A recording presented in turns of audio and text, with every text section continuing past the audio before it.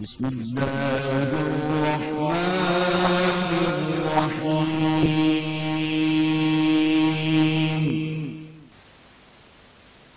بسم اللہ الرحمن الرحیم۔ محترم سامعین، آئندہ گفتگو سے پہلے میں یہ بتانا مناسب سمجھتا ہوں کہ حج افراد، حج تمتع اور حج قران کیا ہیں، تاکہ آپ اس گفتگو کو آسانی سے سمجھ سکیں۔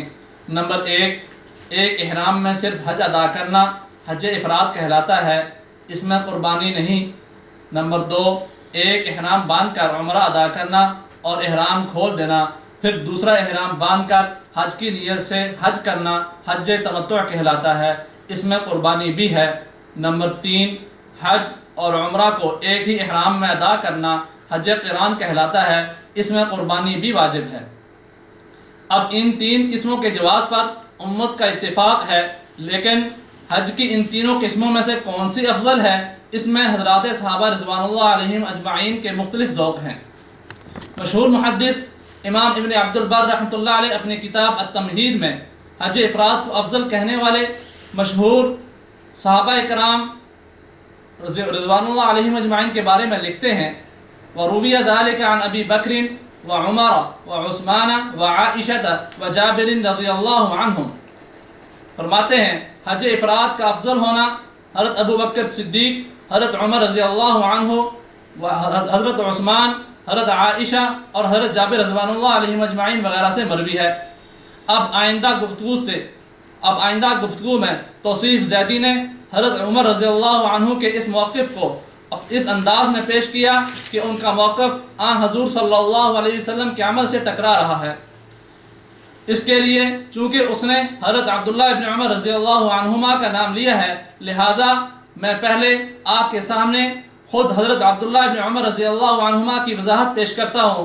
وہ فرماتے ہیں: ان عمر بن الخطاب رضی اللہ عنہ قال ان اتم العمرة ان تفردوها من اشهر الحج اشهر معلومات شوال وذو القعدة وذو الحجة فأخلصوا فيهن الحج واعتمروا فيما سواهن من الشهور. وأراد عمر بذلك تمام العمرة لقول الله عز وجل وأتموا الحج والعمرة لله. وأراد عمر بذلك أن يزار البيت في كل عام مرتين.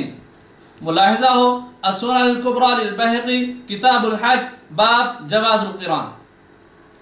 بے شک حضرت عمر رضی اللہ عنہ کا موقف یہ تھا کہ حضرت عمرے کی ادائیگی میں کمال کا پہلو یہ ہے کہ اسے حج کے مہینوں کے بعد مستقل طور پر ادا کیا جائے، چونکہ قرآن کریم میں ہے حج کے مقررہ مہینے ہیں اور وہ شوال، ذی قعدہ اور ذی الحجہ ہیں، لہذا ان مہینوں کو حج کے لیے مخصوص رکھو اور عمرہ باقی 9 مہینوں میں ادا کرو۔ اور اس سے حضرت عمر رضی اللہ عنہ کا مقصد یہ تھا کہ اللہ تعالیٰ نے جن 2 چیزوں کا حکم دیا ہے ان کو ادا کرنے کا حق ادا کیا جائے۔ ارشاد ربانی ہے حج اور عمرہ اللہ کے لیے مکمل کرو۔ نیز حضرت عمر رضی اللہ عنہ کے پیش نظر یہ بات بھی تھی کہ اس طرح بیت اللہ کی 2 بار حاضری نصیب ہوگی۔ اور صحیح مسلم کی شرح میں امام نووی رحمۃ اللہ علیہ باب جواز التمتع کی ذیل میں لکھتے ہیں کہ حضرت عمر رضی اللہ عنہ تمتع اور قران کو جائز سمجھتے تھے، اور جن روایات میں ان کے حج تمتع سے روکنے کا ذکر ہے تو ان کا مقصد حج تمتع کو ختم کرنا نہیں، بلکہ ان کا مقصد حج افراد کو راجح قرار دینا ہے۔ اب اسی تناظر میں ایک اور واقعہ بھی کتب حدیث میں منقول ہے۔ ملاحظہ ہو حضرت عبداللہ ابن عمر رضی اللہ عنہما کے بارے میں وارد ہے کہ جاء رجل من اہل الشام فسأله عن التمتع بالعمرة إلى الحج فقال ابن عمر رضي الله عنهما حسن جميل فقال فإن أباك كان ينهى عن ذلك فقال ويلك فإن كان أبي قد نهى عن ذلك وقد فعله رسول الله صلى الله عليه وسلم وأمر به فبقول أبي تأخذ أم بأمر رسول الله صلى الله عليه وسلم قال بأمر رسول الله صلى الله عليه وسلم فقال قم عني۔ ملاحظہ ہو شرح معانی الاثار للطحاوی کتاب مناسک الحج باب ما كان النبي صلى الله عليه وسلم به محرما حجۃ الوداع۔ اور باب اور التمہید لابن عبد البر باب المیم حدیث عاشر لابن شہاب عن عروہ. شام کا ایک شخص حضرت عبداللہ بن عمر رضی اللہ عنہما کے پاس آیا اور حج تمتع کے بارے میں سوال کیا.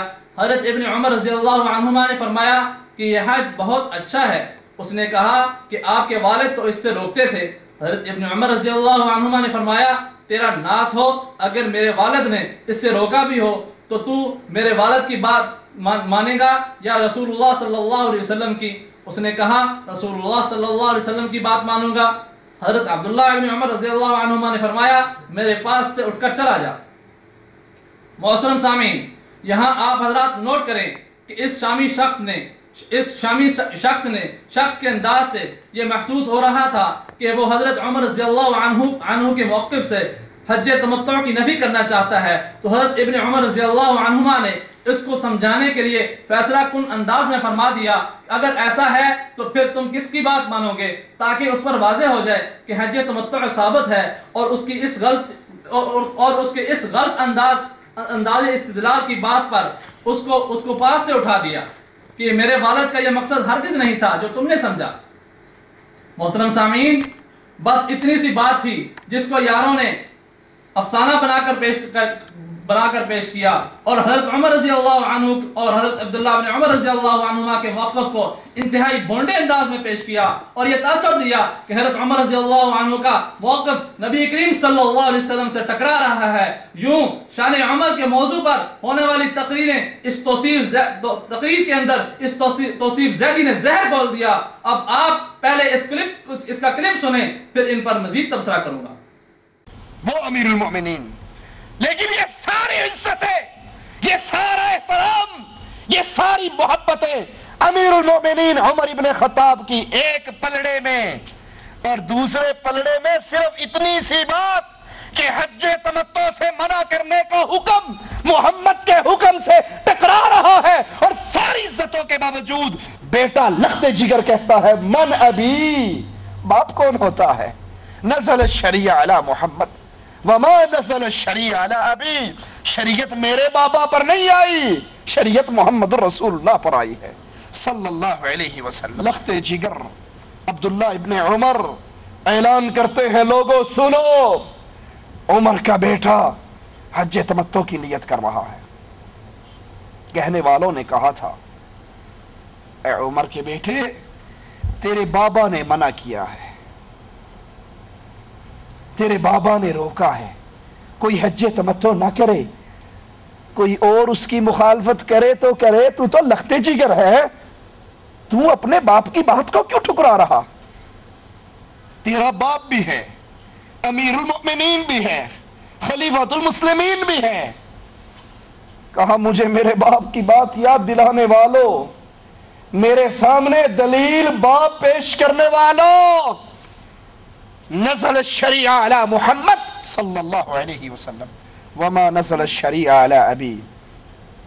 تم کہتے ہو میرے بابا نے کہا ہے، اور میں کہتا ہوں لوگوں جبرائیل قرآن لے کر کبھی میرے بابا پر نہیں آیا، فاطمہ کے بابا پر آیا ہے. میرے بابا کی بات قانون بنے گی یا محمد کریم کی بات قانون بنے گی؟ کس کی بات پہ عمل ہوگا؟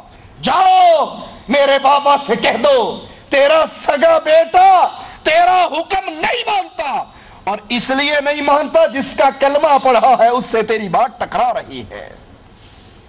عبداللہ ابن عمر کا ایک جملہ اور سنا دوں آپ کو. کہا من ابی. پیو کون ہوتا ہے؟ من ابی، بابا کون ہے، باپ کون ہے؟ محترم سامعین، اس توصیف زیدی نے بات کا بتنگڑ بنا دیا اور یہ گستاخانہ اسلوب اختیار کیا، اور اس میں بھی از اول تا آخر جھوٹ بولا. ملاحظہ ہو اس نے کیا کہا. نمبر 1، کوئی حج تمتع نہ کرے. عبداللہ بن عمر رضی اللہ عنہما اعلان کرتے ہیں لوگوں عمر کا بیٹا حج تمتع کی نیت کر رہا ہے. اس سلسلے میں پہلی بات، توصیف زیدی نے ابن عمر رضی اللہ عنہما کو یوں پیش کیا جیسے وہ حضرت عمر رضی اللہ عنہ کے موقف کو برسرعام چیلنج کر رہے ہیں. توصیف زیدی، کیا تو اس کا ایک حوالہ پیش کر سکتا ہے؟ میدان میں آ، نیٹ پر آ، جہاں بھی آ، تو ایک حوالہ پیش کر دے اور اپنا انعام وصول کر، میں تجھے 1,00,000 انعام دیتا ہوں۔ دوسری بات، سنن کبریٰ بہقی کے سابقہ حوالے سے واضح ہو گیا کہ حضرت عبداللہ بن عمر رضی اللہ عنہما تو خود وضاحت کر رہے ہیں کہ میرے والد کا موقف یہ ہے کہ حج اور عمرے کو علیحدہ ادا کرنا حکم قرآنی کے زیادہ قریب ہے۔ وَأَتِمُّ الْحَجَّ وَالْعُمْرَةَ لِلَّهِ، اور الحج اشہر معلومات، نہ یہ کہ حضرت عمر رضی اللہ عنہ حج تمتع کو ناجائز کہتے تھے کہ ان کے موقف کو چیلنج کرنے کے لیے ابن عمر رضی اللہ عنہما کو برسر عام میدان میں نکلنا پڑا۔ جھوٹ نمبر 2، توصیف غیر مقلد نے حضرت عبداللہ بن عمر رضی اللہ عنہما کی طرف سے یہ الفاظ اسی تناظر میں منسوب کیے، نزل الشریعۃ علی محمد وما نزل الشریعۃ علی ابی۔ یہ جملہ اس نے 2 دفعہ دہرایا۔ محترم سامعین، توصیف زیدی نے اس واقعے کے تناظر میں حضرت عبداللہ بن عمر رضی اللہ عنہما کی طرف یہ جملہ غلط منسوب کیا۔ اگر اس میں جرت ہے تو میدان میں آئے اور اس کا کوئی ایک صحیح حوالہ حدیث سے پیش کرے۔ اگر 1 مہینے کے اندر اس کا حوالہ پیش نہیں کرتا تو یہ فیصلہ ہوگا کہ توصیف زیدی نے یہ جملہ خود گھڑ کر حضرت عبداللہ بن عمر رضی اللہ عنہما کی طرف منسوب کیا۔ دوسری بات، توصیف غیر مقلد کے اس جملے سے تو یہ ثابت خطرناک اثر ابھرتا ہے کہ حضرت عمر رضی اللہ عنہ کا وہ موقف ایک الگ شریعت ہے جو نبی کریم صلی اللہ علیہ وسلم کی شریعت سے مختلف ہے، اور ابن عمر رضی اللہ عنہما نبی کریم صلی اللہ علیہ وسلم کی شریعت کو ثابت کرتے ہیں اور حضرت عمر رضی اللہ عنہ کی شریعت کی نفی کرتے ہیں۔ الغرض، جب یہ جملہ حضرت ابن عمر رضی اللہ عنہما سے ثابت ہی نہیں تو یہ تأثر حقیقت پر مبنی نہیں ہے۔ یوں حضرت عبداللہ بن عمر رضی اللہ عنہما پر یہ ایک بہتان ہے جو اس غیر مقلد مولوی توصیف الرحمن زیدی نے ان پر لگایا۔ جھوٹ نمبر 3، توصیف غیر مقلد نے حضرت عبداللہ بن عمر رضی اللہ عنہما کی طرف یہ جملہ بھی منسوب کیا کہ جاؤ عمر سے کہہ دو تیرا سگا بیٹا تیرا حکم نہیں مانتا، چونکہ جس کا کلمہ پڑھا ہے اس سے تیری بات ٹکرا رہی ہے۔ محترم سامعین، یہ جملہ حضرت عبداللہ بن عمر رضی اللہ عنہما پر بہتان ہے۔ انہوں نے ہرگز یہ جملہ نہیں کہا۔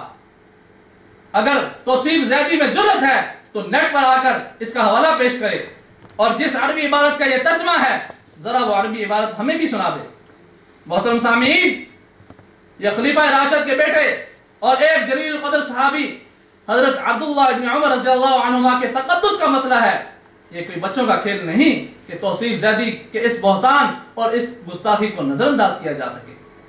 ہمارا اور آپ کا یہ برحق مطالبہ ہے کہ جناب آپ کو 1 ماہ کی مہلت ہے، آپ میدان میں آئیں اور اس کا حوالہ پیش کریں، ورنہ آپ کے سامعین یہ فیصلہ کرنے میں حق بجانب ہوں گے کہ یہ توصیف زیدی غیر مقلد جھوٹا ہے۔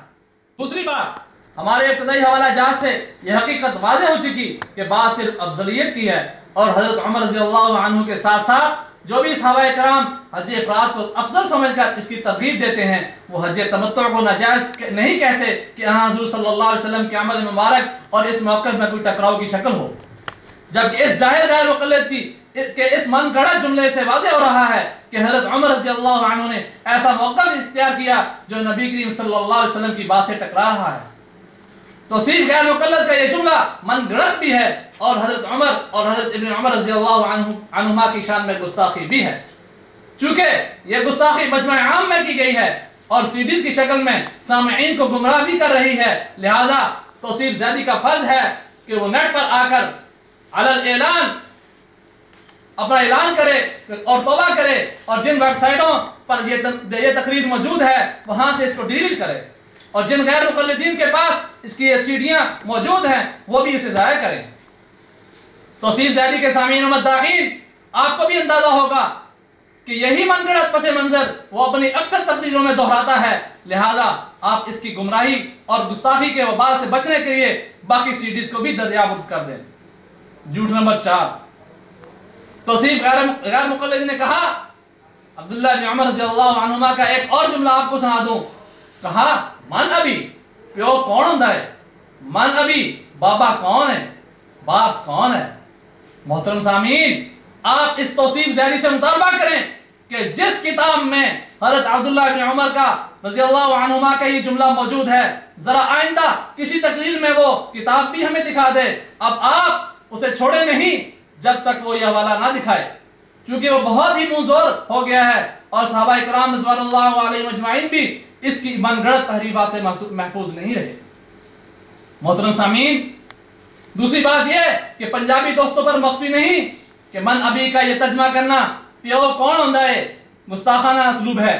بالفرض اگر یہ جملہ حضرت عبداللہ بن عمر رضی اللہ عنہما کی طرف منسوب ہو تو والد سے مراد حضرت عمر بن خطاب رضی اللہ عنہ ہیں، جن پر ہم سب کے والد قربان جائیں، اور کہنے والا ایک عظیم صحابی عبداللہ بن عمر رضی اللہ عنہما ہے، جیسا بیٹا ہے حضرت عبداللہ بن عمر رضی اللہ عنہما جیسا ایک عظیم بیٹا ہے جس پر ہم سب کے بیٹے قربان جائیں۔ تو ابن عمر رضی اللہ عنہ کے جملے میں من ابی کا ترجمہ پیو کون ہوندا ہے گستاخانہ ترجمہ ہے۔ کیا کوئی شخص اپنے والد کو پیو کہہ کر مخاطب کرنا پسند کرے گا، یا اس کا والد اس جملے سے خوش ہوگا؟ نیز کیا کوئی شخص یہ پسند کرے گا کہ کوئی اس سے پوچھے تیرا پیو کون ہے، یا یہ کہے کہ تیرے پیو دا کی نام ہے؟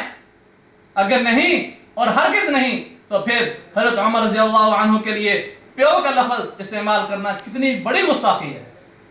تو صرف غیر مقلد کے سامعین و مداحین، اب آپ نے فیصلہ کرنا ہے کہ آئندہ اس گستاخ صحابہ کی تقریر سنیں گے، اس کے پروگراموں میں شرکت کریں گے، کیا آئندہ اس کی سیڑھیاں سنیں گے؟ امید ہے اس کا جواب نفی میں ہوگا۔ کہ ایسا گستاخ اس قابل ہے کہ اس کو عام مولوی بھی کہا جائے؟ ہرگز نہیں، چاہے جائے کہ اس کو فضیلت الشیخ سمجھا جائے۔ مقول شاعر، سچ ہے لا مذہب کے سر پر جہل کا رومال ہے، سچ ہے لا مذہب کے سر پر جہل کا رومال ہے، اس کی عقل و فکر برسوں سے بہت بیمار ہے، اس کی عقل و فکر برسوں سے بہت بیمار ہے۔ کیا جو شخص خلیفہ راشد اور اس کے بیٹے حضرت عبداللہ بن عمر رضی اللہ عنہما کی طرف 4 بڑے جھوٹ منسوب کر سکتا ہے، وہ علماء دیوبند کے خلاف جھوٹ بولنے سے شرمائے گا؟ آپ اپنے بارے میں ایمانداری سے فیصلہ کریں کہ کیا آپ اس غلط فہمی میں مبتلا نہیں کہ تحقیق کے نام پر توثیق کی اندھی تقلید کر رہے ہیں۔ چونکہ میری اس وضاحت اور نشاندہی سے پہلے تم میں سے کسی ایک غیر مقلد نے بھی تحقیق کر کے اس کو ان جھوٹوں کو پکڑا نہیں تھا۔ بقول شاعر، بڑے سیدھے سادے تیرے چاہنے والے، بڑے سیدھے سادے تیرے چاہنے والے، زیدی تمہیں تو ہم ہی جانتے ہیں۔ والسلام۔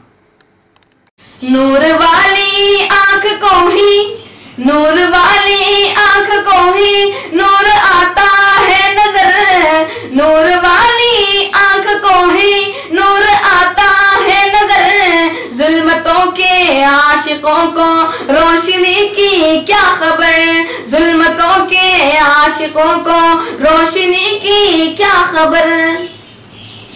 بزرگوں کی شان میں ہے، بزرگوں کی شان میں ہے تیری یہ گستاخیاں، بزرگوں کی شان میں ہے تیری یہ گستاخیاں، منتظر ہیں تیرے استقبال کو رسوائیاں، منتظر ہیں تیرے استقبال کو رسوائیاں، تجھ میں پیدا ہو گئی، تجھ میں پیدا ہو گئی تیری تباہی کی امنگ، تجھ میں پیدا ہو گئی تیری تباہی کی امنگ، کیا بچے گا جو کرے اللہ کے ولیوں سے جنگ، کیا بچے گا جو کرے اللہ کے ولیوں سے جنگ۔